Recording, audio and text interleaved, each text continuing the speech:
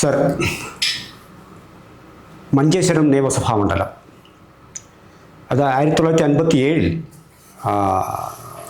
അത് മഞ്ചേശ്വരത്ത് ഒരു റെക്കോർഡിന് കൂടി പിന്നെ ഇടം കിട്ടിയ സ്ഥലമാണ്.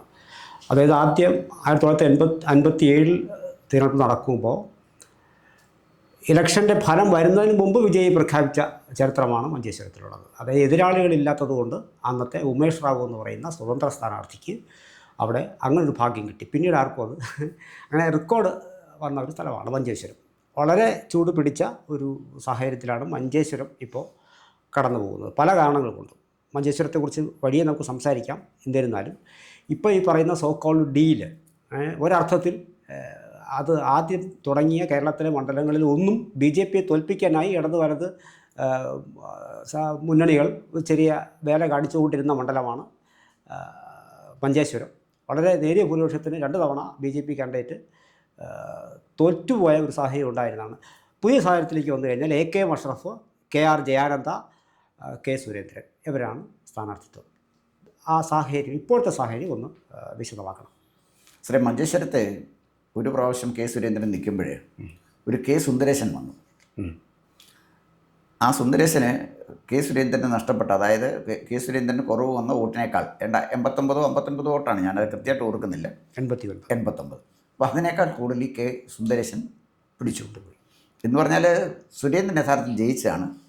അതൊരു അധാർമികമായ ഒരു അവരനെ കൊണ്ട് നിർത്തി നടത്തിയ ഒരു ജനഹിതമല്ലല്ലോ വന്നത്, അത് വളരെ വ്യക്തമല്ലേ. അപ്പോൾ അവിടെ ഡീലുണ്ടെന്നുള്ളതിനകത്ത് ആർക്കാ സംശയം? അത് ലീഗാണ് അവിടെ മത്സരിക്കുന്നത് അല്ലേ, പ്രധാനമായിട്ട് ലീഗാണ് മത്സരിക്കുന്നത്. അപ്പോൾ ലീഗ് എന്ന് പറഞ്ഞാൽ UDF ആണ്. ലീഗിന് ഇടതുപക്ഷമായിട്ട് ഡീൽ വളരെ എളുപ്പമാണ്. കോൺഗ്രസ്സുകാർക്ക് ആ ഡീൽ പ്രയാസമാണ്. കാരണം കോൺഗ്രസ്സുകാരെ ഈ പറയുന്ന പോലെ നേതാവ് പറഞ്ഞാലൊന്നും കോൺഗ്രസ്സുകാർ വോട്ട് ചെയ്യുകയില്ല. അത് ബംഗാളിൽ തന്നെ അതിൻ്റെ തെളിവാണ്. കേരളത്തിൽ ഇന്ത്യയിലെല്ലാം അങ്ങനെയാണ്. ബംഗാളിലെ 2 കോൺഗ്രസ് MLA മാരുണ്ട്. CPMന് 0. കാരണം CPMന് വോട്ട് ചെയ്യാൻ പറഞ്ഞാൽ കോൺഗ്രസ്സുകാർ CPMന് വോട്ട് ചെയ്യത്തില്ല. അതേസമയം കോൺഗ്രസ്സിന് വോട്ട് ചെയ്യാൻ പറഞ്ഞാൽ CPMക്കാർ ചെയ്യും, തിരിച്ച് കോൺഗ്രസ്സുകാർ ചെയ്യത്തില്ല. അത് എല്ലായിടത്തും അതാണ് അതിൻ്റെ ഒരു സ്ഥിതി. എന്തായാലും ശരി, നമ്മൾ മഞ്ചേശ്വരം എടുത്താൽ യഥാർത്ഥത്തിൽ കേരളത്തിൽ ആദ്യം ഒരു പൊളിറ്റിക്കൽ ഡീൽ നടക്കുന്ന സ്ഥലം മഞ്ചേശ്വരമാണ്. അത് വളരെ ക്ലിയറാണ്. അത് UDFന് വേണ്ടി ഇന്ത്യൻ യൂണിയൻ മുസ്ലിം ലീഗ് ഒപ്പുവെച്ച ഒരു കരാറാണ് അവിടെ നടന്നത്. അങ്ങനെയാണ് സുരേന്ദ്രനെ തോൽപ്പിച്ചത്. അല്ലെങ്കിൽ സുരേന്ദ്രനെ തോൽപ്പിക്കാൻ പറ്റുമായിരുന്നില്ല. അപ്പോൾ 2 പ്രാവശ്യം നടന്നു. 1-2 പ്രാവശ്യം കപ്പിനും ചുണ്ടിനും ഇടയ്ക്ക് സുരേന്ദ്രന് അവസരം നഷ്ടപ്പെടുകയും ചെയ്തു. എനിക്കൊന്ന് ഇപ്രാവശ്യം നല്ല ടൈറ്റ് ഫൈറ്റാണ് അവിടെ. അതാണ് ഒരു കാര്യം. പിന്നെ മഞ്ചേശ്വരത്തിൻ്റെ ഒരു പ്രത്യേകത ബോർഡറിൽ കിടക്കുന്ന നിയോജകമണ്ഡലമാണ്. കർണാടകത്തിൻ്റെ വലിയൊരു സ്വാധീനം അവിടെയുണ്ട്. BJPയുടെ ശക്തമായ പ്രസൻസ് ഉള്ളൊരു സ്ഥലമാണ് അവിടെ. അതുപോലെ തന്നെ ഭാഷാ ന്യൂനപക്ഷങ്ങൾക്ക് വലിയ സ്വാധീനമുള്ള സ്ഥലമാണ് മഞ്ചേശ്വരം. അങ്ങനെ മഞ്ചേശ്വരം പലതുകൊണ്ടും പ്രത്യേകത ആർജിച്ചൊരു സ്ഥലമാണ്. ഈ പ്രാവശ്യം ഞാൻ മനസ്സിലാക്കിയെടുത്തോളം ടൈറ്റ് ഫൈറ്റാണ് മഞ്ചേശ്വരത്ത് നടക്കുന്നത്. അത് എനിക്ക് തോന്നുന്നു മഞ്ചേശ്വരത്ത് നടക്കുന്ന ഫൈറ്റ് അഷ്റഫല്ലേ, AK മഷ്റഫ്, അദ്ദേഹവും UDFൻ്റെ സ്ഥാനാർത്ഥി, പിന്നെ സുരേന്ദ്രനുമായിട്ട് മത്സരം. അവിടെ LDFന് അവിടെ യാതൊരു സിഗ്നിഫിക്കൻസും ഇല്ല. അവർ 3-ാം സ്ഥാനത്ത്, അവിടെ ഒരു ത്രികോണ മത്സരം പോലും ഇല്ല. പിന്നെ വോട്ട് കച്ചവടം എങ്ങനെ വേണം തീരുമാനിക്കുന്ന, അതൊരു കച്ചവടത്തിൻ്റെ ഡീലാണ്, ഇലക്ഷനല്ല അവിടെ. അപ്പോൾ അതുകൊണ്ട് UDFും LDFും തമ്മിൽ ഒപ്പുവച്ചിരിക്കുന്ന കരാറിനെ അതിജീവിച്ച് സുരേന്ദ്രന് ജയിക്കാൻ കഴിയുമോ എന്നുള്ള ഒരൊറ്റ ചോദ്യമേ മഞ്ചേശ്വരത്തെ സംബന്ധിച്ചിടത്തോളം ഉള്ളൂ എന്നാണ് എനിക്ക് തോന്നുന്നത്. ഈ പ്രാവശ്യം സുരേന്ദ്രൻ അദ്ദേഹത്തിൻ്റെ നില മെച്ചപ്പെടുത്തിയെന്നാണ് എനിക്ക് ഒരു രാഷ്ട്രീയ നിരീക്ഷകൻ എന്നുള്ള നിലയിൽ എനിക്ക് മനസ്സിലാക്കാൻ കഴിഞ്ഞു. ഇപ്പോൾ ഈ ഇടതുപക്ഷത്തിന് ജയാനന്ദയുടെ സ്ഥാനാർത്ഥിത്വവുമായി ബന്ധപ്പെട്ടിട്ട് വലിയ പ്രശ്നങ്ങളുണ്ടായിരുന്നു. അതിലൊരു ഇസ്ലാം മത വിശ്വാസിയായ ഒരു കാൻഡിഡേറ്റ് വേണമെന്നൊരു അഭിപ്രായം വന്നിരുന്നു. പിന്നെ ഡിഫിയുടെ ചില ചെറുത്തുനിൽപ്പുകളെന്ന് വേണം പറയാൻ, എതിർപ്പല്ല. അപ്പോൾ ഇതൊക്കെ അവിടെ സംഭവിച്ചിരുന്നു. അതായത് കൂടുതൽ ഈ രാഷ്ട്രീയ സാഹചര്യങ്ങൾ ഒരുപക്ഷെ BJPക്ക് അനുകൂലമായി വരുന്ന ഒരു സാഹചര്യമാണ് ഇപ്പോൾ ഉള്ളത്. പണ്ടും അങ്ങനെ ഉണ്ടായിരുന്നു. എനിക്ക് തോന്നുന്നു ഇപ്പോൾ മാത്രമല്ല, സാറ് പറഞ്ഞതുപോലെ മഞ്ചേശ്വരത്ത് ഈ KG മാരാർ ഉൾപ്പെടെയുള്ള ആൾക്കാർ നേരത്തെ തന്നെ ഉഴുതുമറിച്ച് BJPക്ക് അനുകൂലമായ ഒരു വളക്കൂർ ഉണ്ടാക്കി വച്ച സാഹചര്യത്തിലാണ്. അതിൻ്റെ ഏറ്റവും ഒടുവിലാണ് ഇപ്പോൾ. ഇനി ഇക്കുറി ചരിത്രം ഇതിലെല്ലാം മറികടന്നു ഈ ഒരു ഡീലുണ്ടല്ലോ, സോക്കോൾഡ് നമുക്ക് പറയുന്ന ഈ ഡീലിനെ മറികടന്നുകൊണ്ടുള്ളൊരു വിജയം സുരേന്ദ്രന് കിട്ടാനുള്ള രാഷ്ട്രീയ സാഹചര്യമാണ് ഇപ്പോൾ ഉള്ളതെന്നാണ് പറയുന്നത്. എന്തായിരിക്കും അതിൻ്റെ ഒരു സാധ്യത? ഉറപ്പല്ലേ? സാർ സാധ്യത ഏതാണ്ട് ഉറപ്പാണ്. കാരണം ഞാൻ പറഞ്ഞു വന്നതിൻ്റെ കാര്യം സാധ്യത ഉറപ്പാക്കുന്ന 2-3 ഫാക്ടേഴ്സാണ് ഞാൻ കാണുന്നത്. അതിൽ നമ്പർ 1, SIR വന്നതോടുകൂടി പരേതാത്മാക്കൾക്ക് വോട്ട് ചെയ്യാൻ പറ്റില്ല. പരേതാത്മാക്കൾക്ക് വാവ് സമയത്തായിരുന്നല്ലോ വന്നത്, കർക്കിടക വെയിൽ സമയത്ത്. പിന്നെ കേരളത്തിൽ പരേതാത്മാക്കൾ പ്രത്യക്ഷപ്പെടുന്ന തെരഞ്ഞെടുപ്പ് സമയത്താണ്.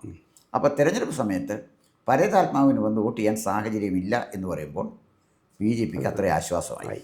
അത് ഇടതുപക്ഷത്തിന് കിട്ടുന്നൊരു അടിയാണ്. അതാണ് ഒരു പ്ലസ് പോയിൻ്റ്.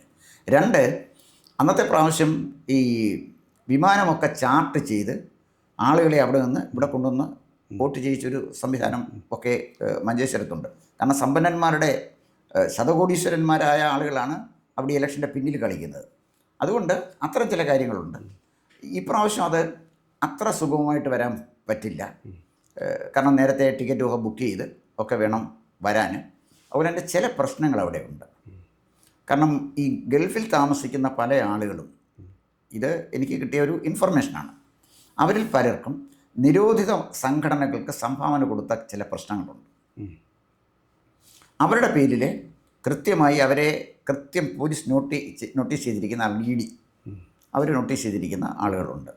അപ്പോൾ അവരുടെ അക്കൗണ്ടിൽ നിന്ന് പണം ഇവിടുത്തെ ചില ആളുകളുടെ അക്കൗണ്ടിലേക്ക് ഒഴുകി. അപ്പോൾ അവർ ഇവിടെ വന്നാൽ നിമിഷം അറസ്റ്റ് ചെയ്യപ്പെടും. അനധികൃതമായി പണം ഒഴുക്കിയവരെ ഇവിടെ വന്നാൽ അറസ്റ്റ് ചെയ്യപ്പെടും. അങ്ങനെ വരുമ്പോൾ ചില പ്രമുഖർക്ക് തെരഞ്ഞെടുപ്പ് സമയത്ത് ഇവിടെ വന്ന് വോട്ട് ചെയ്തിട്ട് പഴയതുപോലെ പോവുക അത്ര എളുപ്പമല്ല. ഇതും BJPക്ക് അനുകൂലമായ ഒരു സാഹചര്യമാണ്. പിന്നെ പൊതുവേ ശക്തമായ ഒരു ആൻറ്റി ഇൻകുംബൻസി കേരളത്തിലുണ്ട്. അത് ആർക്കും നിഷേധിക്കാനൊക്കാത്തൊരു കാര്യമാണ്. അത് UDFനെ മുതലെടുക്കാൻ കഴിയുന്നതിനേക്കാൾ കൂടുതൽ സുരേന്ദ്രനാണ് അത് മുതലെടുക്കാൻ കഴിയുന്നത്. കാരണം അവിടെ UDFും LDF ഡീലിലാണല്ലോ. അത് വളരെ പ്രകടമാണല്ലോ, പകൽ പോലെ വ്യക്തമല്ലേ. അപ്പോൾ ആൻറ്റി ഇൻകംബൻസി കൊണ്ട് വോട്ട് ചെയ്യുന്ന ഹിന്ദുക്കളുടെ ഒരു വലിയ വിഭാഗം വോട്ട് BJP സ്ഥാനാർത്ഥി സുരേന്ദ്രന് വരും. അതാണ് ഞാൻ കാണുന്ന ഒരു പ്ലസ് പോയിൻ്റ്. അതേസമയം മുസ്ലിം വോട്ടുകൾ വല്ലാതെ കേന്ദ്രീകരിക്കപ്പെടും. മുസ്ലിം വോട്ടുകൾ വല്ലാതെ കേന്ദ്രീകരിക്കപ്പെടുമ്പോൾ കുറയുന്നത് ഇടതുപക്ഷ സ്ഥാനാർത്ഥിയുടെ വോട്ടായിരിക്കും. BJPക്ക് സ്വാഭാവികമായിട്ട് മുസ്ലിങ്ങൾ വോട്ട് ചെയ്യത്തില്ലല്ലോ. അപ്പോൾ ഇടതുപക്ഷ സ്ഥാനാർത്ഥിയുടെ വോട്ടായിരിക്കും. പക്ഷേ SDPയുമായി ബന്ധപ്പെട്ട് ചില പ്രശ്നങ്ങളൊക്കെ അവിടെ നടക്കുന്നുണ്ട്. അല്ല, ഇപ്പോൾ SDP പിൻവലിച്ചെന്ന് പറഞ്ഞു, പിൻവലിച്ചില്ല എന്ന് പറഞ്ഞു, അതൊക്കെ ഒരു മണിക്കൂർ കൊണ്ട് തീർക്കാവുന്ന പ്രശ്നമല്ലല്ലോ സാർ. അത് ക്യാഷ് ട്രാൻസാക്ഷൻ്റെ പ്രശ്നങ്ങളൊക്കെയാണ്. അത് എത്ര കൊടുക്കുക, എങ്ങനെ കൊടുത്താൽ കൊതുക്കി തീർക്കണം എന്നുള്ള അതേപോലെ വേണമെങ്കിലും തീർക്കാവുന്നു. അതൊന്നും ഒരു ഗൗരവമുള്ളൊരു വിഷയമേ അല്ല. അതല്ല പ്രശ്നം. അപ്പോൾ ഇവിടെ ഇലക്ഷൻ പൊളിറ്റിക്കലായിട്ട് വരുമ്പോൾ ആൻറ്റി ഇൻകുംബൻസി ഫാക്ടർ സുരേന്ദ്രന് അനുകൂലമായി വരും. അതർവൈസ് പിന്നെ മഞ്ചേശ്വരം എന്ന് പറയുന്നത് സാർ പറഞ്ഞ പോലെ KG മാരാരെ പോലെയുള്ള ത്യാഗധനന്മാരായ BJPയുടെ നേതാക്കന്മാരും ഉഴുതുമറിച്ച മണ്ണാണ്. അവരവിടെ വിതച്ചിട്ട് പോയിട്ടുണ്ട്. സുരേന്ദ്രനെ അത് കൊയ്തെടുത്താൽ മാത്രം മതി. അപ്പോൾ സുരേന്ദ്രനെ സംബന്ധിച്ചിടത്തോളം BJP നേതാക്കന്മാരിൽ ഏറ്റവും ലക്കി പൊളിറ്റിക്കൽ ലീഡർ എന്ന് പറഞ്ഞാൽ സുരേന്ദ്രനാണ്. കാരണം അദ്ദേഹത്തിന് മഞ്ചേശ്വരമാണ് മത്സരിക്കാൻ കിട്ടിയത്. ഒരു കാരണവശാലും ജയിക്കാനൊക്കാത്ത മറ്റ് മണ്ഡലങ്ങളാണ് മറ്റ് പലർക്കും കിട്ടിയത്. സുരേന്ദ്രൻ അങ്ങനെയല്ല. എന്നാൽ 2021 ഒരു ബ്ലണ്ടർ സംഭവിച്ചു. തലയിൽ താമസമുള്ള ആളുകളൊന്നും എടുക്കുന്നൊരു തീരുമാനമായിരുന്നില്ല. സുരേന്ദ്രൻ കോന്നിയിലും മഞ്ചേശ്വരത്തും പിന്നെ നോമിനേഷൻ കൊടുക്കുകയും ഹെലികോപ്റ്ററിൽ വന്ന് പ്രചരണം നടത്തുകയും ചെയ്തു. ഞാൻ കോന്നിക്കാരനാണ്. അപ്പോൾ ഹെലികോപ്റ്ററെ വന്നവർ വോട്ട് കൊടുക്കുന്നില്ലെന്ന് കോന്നിക്കാരെ തന്നെ തീരുമാനിച്ചാൽ, അത് BJPക്കാരും തീരുമാനിച്ചാണ്. എന്തിനാ മഞ്ചേശ്വരത്തും കോന്നി കൂടെ മത്സരിക്കുന്നത്? അതുകൊണ്ട് തന്നെ കോന്നിയിലെ 2019 പാർലമെൻറ്റ് ഇലക്ഷനിൽ സുരേന്ദ്രൻ നിന്നപ്പോൾ കിട്ടിയ വോട്ടിൽ നിന്ന് ഗണ്യമായ വോട്ടിൻ്റെ കുറവ് വന്നു. 2021 വന്നപ്പോൾ ഒരുപാട് വോട്ട് പോയി. അതിൻ്റെ കാരണം ഈ ഹെലികോപ്റ്ററിലെ വരുമായിരുന്നു. അത് മനസ്സിലാക്കാനുള്ള കോമൺ സെൻസ് BJP നേതാക്കന്മാർക്ക് ഇല്ലാതെ പോയാൽ അവരോട് സഹകരിപ്പിക്കാനല്ലേ വരെ മാർഗ്ഗമൊന്നുമില്ല. കോമൺ സെൻസ് ദൈവം കൊടുക്കേണ്ടതാണ്. അതില്ലാതെ പോയതുകൊണ്ട് നമുക്ക് സഹകരിപ്പിക്കാനല്ലേ പറ്റും. പക്ഷേ ഇപ്രാവശ്യത്തെ തിരഞ്ഞെടുപ്പിൽ ഞാൻ തീർച്ചയായിട്ടും സുരേന്ദ്രന് ഒരു മേൽക്കൈ കാണുന്നുണ്ട്. കാരണം രാഷ്ട്രീയ കാലാവസ്ഥ സുരേന്ദ്രന് അനുകൂലമാണ്. അതുകൊണ്ട് മഞ്ചേശ്വരം വലിയ ലൈം ലൈറ്റിലൊന്നും വന്നിട്ടുള്ളൊരു കോൺസ്റ്റിറ്റ്യുവൻസി അല്ലെങ്കിലും BJPക്ക് ജയിക്കാൻ കഴിയുന്നൊരു കോൺസ്റ്റിറ്റ്യുവൻസി ആയിട്ടാണ് ഞാൻ മഞ്ചേശ്വരത്തെ വിലയിരുത്തുന്നത്. അല്ല, ഞാൻ കെ സുരേന്ദ്രൻ ജയിക്കുമോ എന്ന് ഞാൻ ചോദിച്ചത് പിന്നെ മറ്റൊന്നും മനസ്സിൽ വെച്ചിട്ടല്ല. കാരണം 2 തവണ നേരിയ ഭൂരിപക്ഷത്തിന് തോറ്റുപോയ ഒരാളെന്നുള്ള നിലയിൽ സ്വാഭാവികമായും മഞ്ചേശ്വരം, എൻ്റെ മാത്രമല്ല മഞ്ചേശ്വരംകാരുടേതും കേരളത്തിലുള്ള എല്ലാ ആൾക്കാരും ചോദിക്കുന്ന ചോദ്യം ഇതായിരിക്കും, ഇക്കുറി സുരേന്ദ്രൻ എന്നാണ്. അവിടെ സുരേന്ദ്രൻ്റെ പ്ലേസിൽ മറ്റാരെങ്കിലുമാണ് ഈ 2-3 തവണ തോറ്റിരുന്നതെങ്കിൽ അപ്പോഴും ആ മനുഷ്യനെ ഏത് പാർട്ടിയാലും അങ്ങനെ ചോദിക്കുക. അതുകൊണ്ടുള്ളത് സ്വാഭാവികമായ ചോദ്യമായിരുന്നു അത്. ഇനി നമ്മൾ കണക്കിലേക്ക് വന്നാൽ 2016 സാർ 89 വോട്ട്, നമ്മൾ നേരത്തെ പറഞ്ഞതുപോലെ 89 വോട്ടാണ്. അന്ന് അഡ്വക്കേറ്റ് കുഞ്ഞാമ്പൂരിന് 42,000 വോട്ടുകളാണ് വാസ്തവത്തിൽ 2016 കിട്ടിയത് CPM. അന്ന് അപ്പോഴും CPM 3-ാം സ്ഥാനത്ത് തന്നെയായിരുന്നു. ഈ 2021 വരുമ്പോഴാണ് അത് ദൗർഭാഗ്യകരമായി വീണ്ടും ഒരു 700 ചില്ലുവാനം വോട്ടിൻ്റെ വ്യത്യാസത്തിലാണ് ആ വോട്ട് പോകുന്നത്. 700 ചില്ലുവാനെന്ന് പറയുന്നത് അന്ന് വോട്ടിംഗ് പെർസെൻറ്റേജ് ഈ ടോട്ടൽ വോട്ടേഴ്സിൻ്റെ എണ്ണം 2,21,000 അവിടെയും വാസ്തവത്തിൽ 700 ചില്ലുവാനം കുറവ് സുരേന്ദ്രന് വരുമ്പോഴും അദ്ദേഹം ആക്ച്വലി വോട്ട് കൂടുതൽ പിടിച്ചിട്ടുണ്ട്. പക്ഷേ വോട്ടേഴ്സിൻ്റെ എണ്ണം കൂടുമ്പോഴാണ് വ്യത്യാസം വരുന്നത്. അങ്ങനെയാണ് 745 വോട്ടിന് കുറയുന്നത്. അപ്പോൾ ആ ഒരു സാഹചര്യത്തിലാണ് ഇപ്പോൾ പോകുന്നത്. ഇനി നമ്മൾ 2024 കണക്ക് വെച്ച് നോക്കുമ്പോൾ ഉണ്ണിത്താൻ ഈ നിയമസഭാ മണ്ഡലത്തിൽ പിടിച്ച വോട്ടുകളെന്ന് പറഞ്ഞാൽ 74,000 അത് UDF തന്നെയായിരുന്നു മുൻതൂക്കം. അവിടെയും LDF 3-ാം സ്ഥാനത്തേക്ക് പോകുന്നു. ML അശ്വിനിക്കാണ് 57,000-ൽ പരം വോട്ടുകളാണ് പിടിച്ചിരുന്നത്. അതായത് ഈ BJPക്കുള്ള NDAക്കുള്ള ആ വോട്ടിംഗ് പെർസെൻറ്റേജ് അല്ലെങ്കിൽ ടോട്ടൽ വോട്ട്സ് കുറയുന്നില്ല.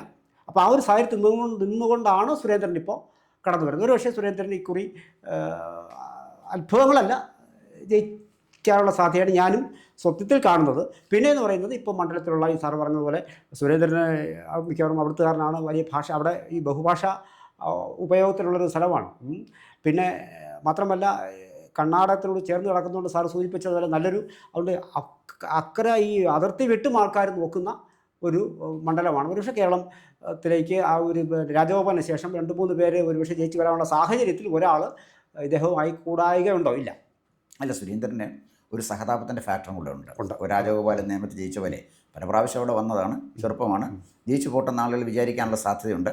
പിന്നെ ഈ കൺസോളിഡേഷൻ, ധ്രുവീകരണം, അത് സുരേന്ദ്രന് അനുകൂലമായി വരുന്ന രാഷ്ട്രീയ കാലാവസ്ഥയാണ് ഇന്ന് കേരളത്തിലുള്ളത്. അതുകൊണ്ട് മഞ്ചേശ്വരം സുരേന്ദ്രന് അനുകൂലമായിട്ട് ഒരു കോൺസ്റ്റിറ്റ്യുവൻസി ആയിട്ട് തന്നെയാണ് ഞാൻ വിലയിരുത്തുന്നത്. ആയിക്കോട്ടെ സാർ, ഇനി വലിയ ദിവസങ്ങളില്ല, കാണാം. കൂടുതൽ വാർത്തകളും വിശേഷങ്ങളും നേരിട്ട് ലഭിക്കാൻ ജനങ്ങളിൽ നിന്ന് ജനങ്ങളിലേക്ക് ജനഭൂമി ന്യൂസ് സബ്സ്ക്രൈബ് ചെയ്യൂ. ബെൽ ബട്ടൺ അമർത്താനും മറക്കരുത്.